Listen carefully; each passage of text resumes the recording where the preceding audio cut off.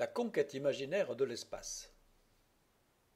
Loin de la vision spatiale que nous en avons aujourd'hui, les premières fusées ont été des armes, inventées en Chine aux alentours du XIIIe siècle.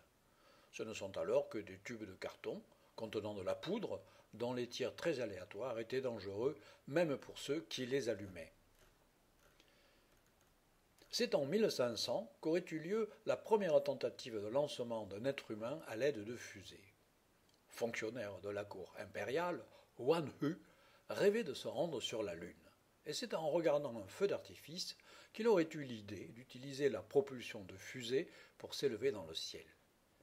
Il a équipé une planche de bois d'un système de 47 fusées, le tout surmonté d'une chaise. Et le jour du lancement, vêtu de ses plus beaux atours, Wan Hu a grimpé sur la chaise et ses assistants ont allumé en même temps les fusées. Il n'en est évidemment pas sorti vivant. Après une énorme explosion, le vaisseau spatial et Wan Hu ont disparu. Et son nom a été donné à un cratère lunaire. Par la suite, les Chinois ont amélioré la technique des fusées en leur ajoutant des baguettes de guidage et des ailettes de stabilisation ou en utilisant des cylindres de fer plutôt que du carton, ce qui les rendait plus sûres, stables et puissantes. Mais les développements de l'artillerie classique ont conduit à des armes plus efficaces et les fusées n'ont dès lors plus servi qu'à faire de jolis feux d'artifice. C'est à la fin du XVIIIe siècle qu'en Occident, la science et la technique triomphantes laissent entrevoir la possibilité concrète d'explorer le ciel à l'aide d'appareils plus légers que l'air. L'aventure commence en France avec Pilâtre de Rosiers. En novembre 1783, il est le premier être humain à s'envoler durant une vingtaine de minutes à 1000 mètres de hauteur, accompagné du marquis d'Arlande. Ils reviennent sains et saufs à bord du ballon à air chaud inventé par les frères Montgolfier. Pilâtre tente en 1785 de traverser la Manche en compagnie cette fois du scientifique Pierre-Ange Romain. Et cette fois, le ballon se dégonfle et il s'écrase au sol, provoquant la mort des deux aéronautes.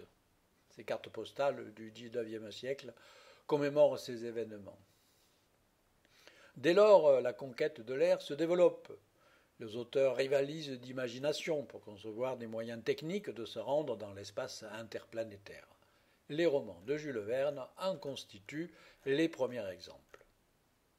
Dans De la Terre à la Lune, publié en 1865, le héros, Michel Ardan, et deux amis américains sont lancés dans l'espace dans une capsule en forme d'obus tirée par un canon géant de 300 mètres de long. Si Jules Verne fait l'erreur de ne pas se rendre compte que les voyageurs seraient tués par l'énorme accélération due au tir, il prend bien en compte l'absence de pesanteur et il expliquera à juste titre que le corps du chien, accompagnant les spationautes, qui a été largué du vaisseau en mouvement dans l'espace, continue à se déplacer sur une trajectoire parallèle. C'est un phénomène exact mais peu intuitif et qui montre l'approche scientifique du sujet.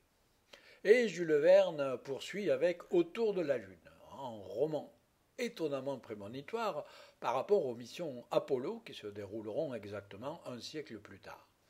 L'initiative du voyage sur la Lune a bien été prise par les Américains, le départ de la mission a eu lieu à Cap Canaveral, c'est-à-dire à quelques centaines de kilomètres seulement de l'endroit que Jules Verne avait choisi, en Floride.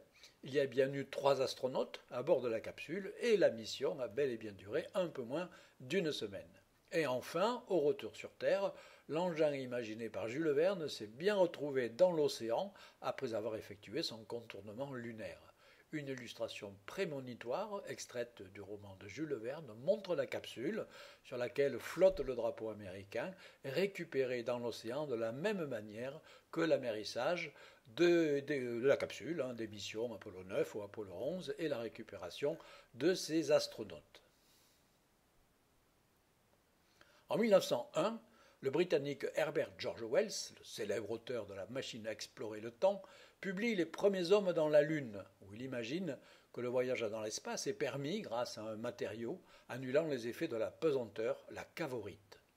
Cette forme de matière aux propriétés antigravitantes, à l'époque totalement fantaisiste, nous fait aujourd'hui penser à la mystérieuse énergie sombre qui serait responsable de l'accélération de l'expansion de l'univers et que certains pensent être l'énergie du vide quantique.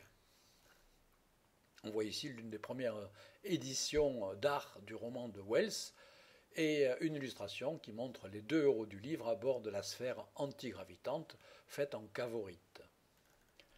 Les romans de Jules Verne, de Wells, d'Albert Robida et de quelques autres marquent les véritables débuts de la littérature d'anticipation qui sera rebaptisée la science-fiction.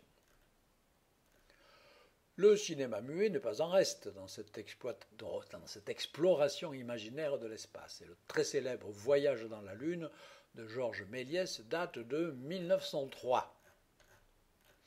En Allemagne, Fritz Lang réalise en 1929 Une femme dans la Lune. Cette image extraite du film montre la fusée Fried, qui est un mot allemand pour la paix, sur sa rampe de lancement.